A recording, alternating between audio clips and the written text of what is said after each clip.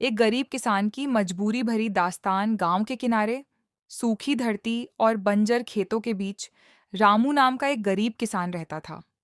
उसकी जिंदगी हर सुबह सूरज के साथ शुरू होती और रात के अंधेरे में खत्म हो जाती, लेकिन उसकी मेहनत के बावजूद उसके हालात कभी नहीं बदलते थे।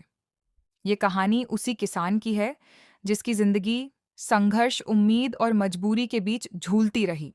रामू के पास थोड़ी सी जमीन थी जो उसके पिता से विरासत में मिली थी। पहले यह जमीन उपजाऊ हुआ करती थी, लेकिन अब पानी की कमी और मौसम की मार ने इसे लगभग बंजर बना दिया था। हर साल वह आसमान की तरफ देखता और बारिश की दुआ करता, लेकिन बादल जैसे उससे रूठ गए थे। उसकी पत्नी सीता और दो छोटे बच्चे भी उसकी इस परेशानी को चुपचाप सहते थे। एक दिन सुबह सुबह रामू अपने खेत में खड़ा था, सूखी मिट्टी को हाथ में लेकर सोच रहा था कि आखिर कब तक यह सब यूं ही चलता रहेगा। उसकी आंखों में निराशा साफ झलक रही थी। अगर इस बार भी फसल नहीं हुई तो हम क्या खाएंगे? उसने खुद से सवाल किया। उसके पास कोई जवाब नहीं था। गांव के साहूकार से उसने पहले ही कर्ज ले रखा था। हर महीने बढ़ता ब्याज उसके लिए एक बोझ बन चुका था। साहूकार अक्सर उसके घर आकर पैसे की मांग करता और उसे ताने देता। अगर पैसे नहीं दे सकता तो जमीन छोड़ दे। यह बात रामू के दिल को चीर देती थी। एक दिन साहूकार फिर उसके घर आया। उसकी आवाज में कठोरता थी। रामू, अब बहुत हो गया। इस महीने भी पैसे नहीं दिए तो जमीन मेरी हो जाएगी। रामू चुप रहा। उसकी आंखों में आंसू थे, लेकिन वह कुछ कह नहीं पाया।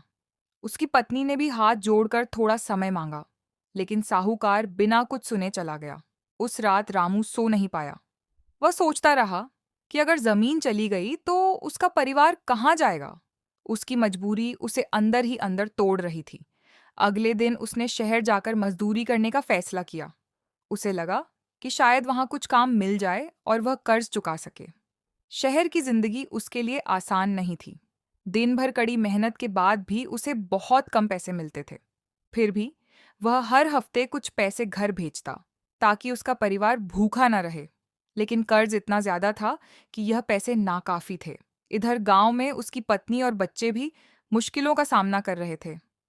खाने के लिए कभी कभी उन्हें सिर्फ सूखी रोटी और नमक से काम चलाना पड़ता था। बच्चे अक्सर अपने पिता को याद करते और पूछते, पापा कब आएंगे?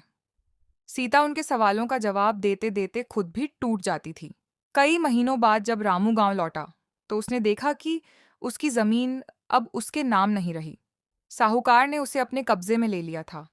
यह देखकर रामू के पैरों तले जमीन खिसक गई।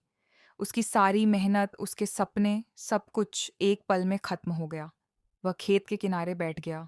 उसकी आंखों से आंसू बह रहे थे, लेकिन उसी पल उसने अपने बच्चों की तरफ देखा, जो उसे उम्मीद भरी नजरों से देख रहे थे।